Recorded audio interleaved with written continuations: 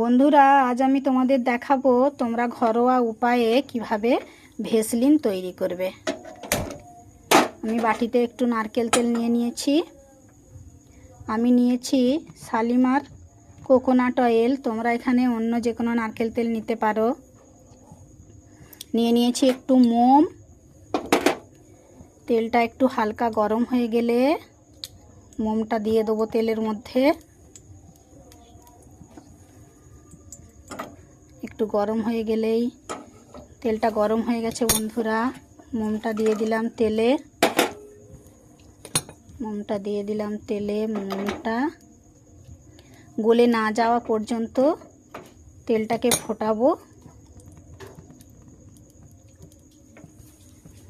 তেলটা গরম হচ্ছে, মোমটা হালকা হালকা গলতে শুরু করেছে বন্ধুরা, তোমরা দেখতে পাচ্ছ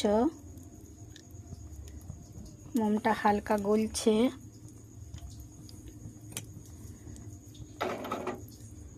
দোকানের ভেসলিনের থেকে এই ভেসলিনটা ঘরোয়া তৈরি, এই ভেসলিনটা খুবই কার্যকরী।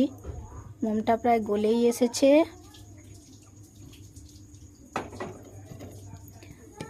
হালকা একটু বাকি আছে। শীত তো এসেই গেল বন্ধুরা, তাই ভেসলিনটা আমাদের খুবই দরকারে লাগবে। এইটা যখন সম্পূর্ণ গলে যাবে তখন আমরা এটাকে ঠান্ডা করে নেব।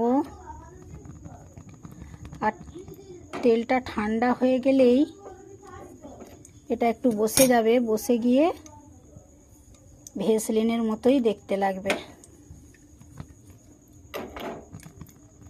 হয়েই এসছে, এটা মিশে গেছে। বন্ধ করে দিলাম, দিয়ে এবার নামিয়ে রেখে দেবো। এটা ঠান্ডা না হওয়া পর্যন্ত গলবে না।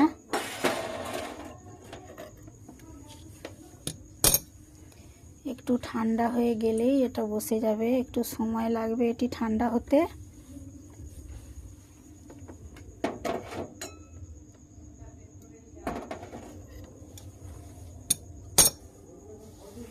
এটি একটু সময় নেবে ঠান্ডা হতে।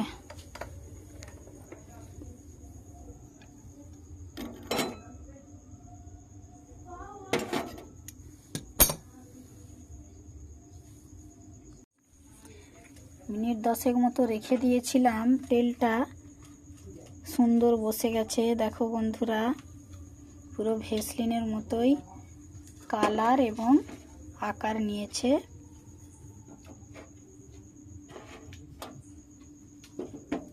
খুবই নরম হয়েছে। এবার এটাকে